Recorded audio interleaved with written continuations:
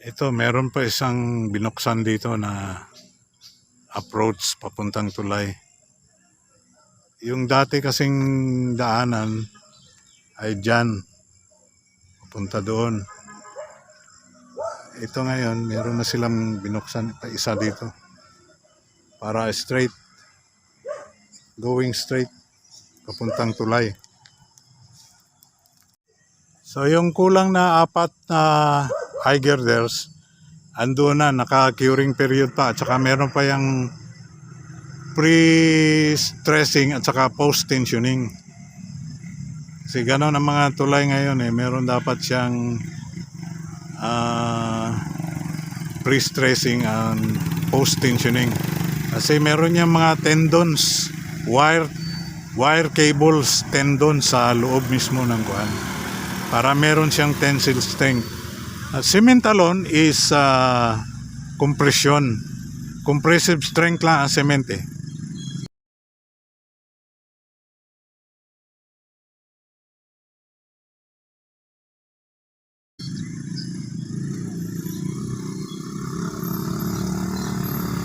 Yan yung dadaanan niya, yung dating daan yan. Yung kuha natin kanina, yun yung road opening para diretso siya sa tulay.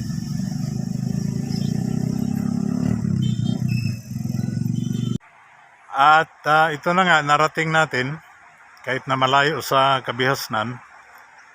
But hey, a promise is a promise. And I have made some pledge to our viewers to give them what they need, an update. Ito na mga kapatid, ito yung bagong simentado na road approach. At ito na nga yung tulay. 4 na eye girders na lang ang kulang. And everything will be spanned. And sooner or later, this bridge can be used. But we still have to repair the roadway approaches. At yung daan papuntang Talandang at Kalinan, wala na, sira na yung kwan doon Nasira na ng bulk water supply project. At saka dadaan ng mga dump trucks at mga heavy equipment ay nasira na siya.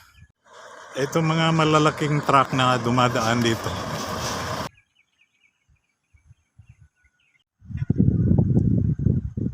The left side railings of the bridge is already done hanggang dulo. Tapos na siya. At ang kanyang 2 lanes, the first 2 lanes is already done. Yun na lang hinihintay natin, the other 2 lanes. And ito yung mga aggregates na gamit, mga cross-track. Paliit ng paliit ang mga cross-track ngayon.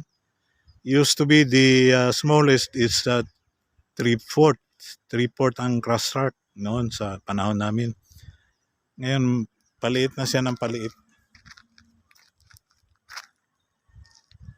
Para mas mabilis ang pumping ng pumpcrete. This is the continuation of the road decking. Wala pang bakal, hindi pa tapos. Tsaka yung joints niya ay ando na, ready na. At ito na nga, kulang na lang ng 4 na girders at tapos na ang superstructure natin. It is grouped into 2 the substructure and then the superstructure. After the transom, the crossbars, yung pinapatungan ng mga eye girders, that's part of the substructure. And the main part of the substructure are the pile foundations, which are also massive in putting up a bridge like this. Kasi dito malakas ang agos ng tubig at saka kung binabagyo tayo ay umaapaw itong Davao River. We cannot tell the power of nature.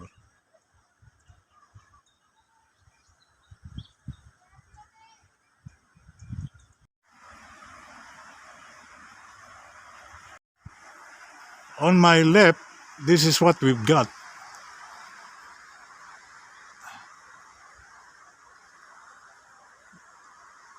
Pag dito mo titingnan sa left side,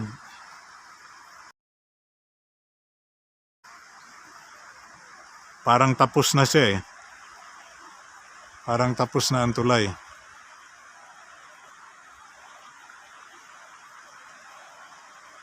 Ito na yung road approach oh. It's already connected with the road going to Mandog. Ito yung Davao River natin. Sa side ng bulk water supply project. Ganda. Ganda ng river natin. Doon naman yung sa side ng Mandug Bridge. Kalinan to Mandug Bridge.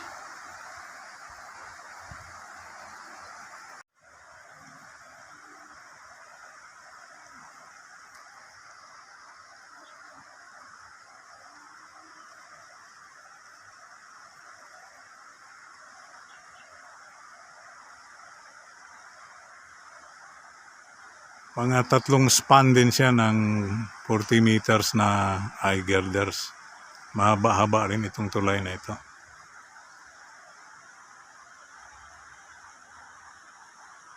This is the Mandog side. Ayan yung hanging bridge natin. Later on, it will only be for the human traffic.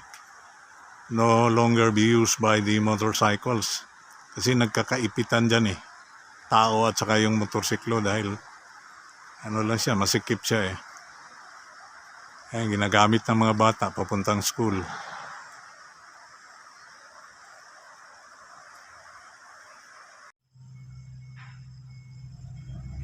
So everything here is now elevated. This is now the elevated road approach. And we are standing on the 3rd district side of the construction. Yan yung daan na bukas pa rin papuntang hanging bridge. At ito yung road approach ng malaking tulay na ito. Papuntang Mandog. Kanina nandun tayo sa Mandog side eh. Ngayon, ito tayo ngayon sa 3rd district.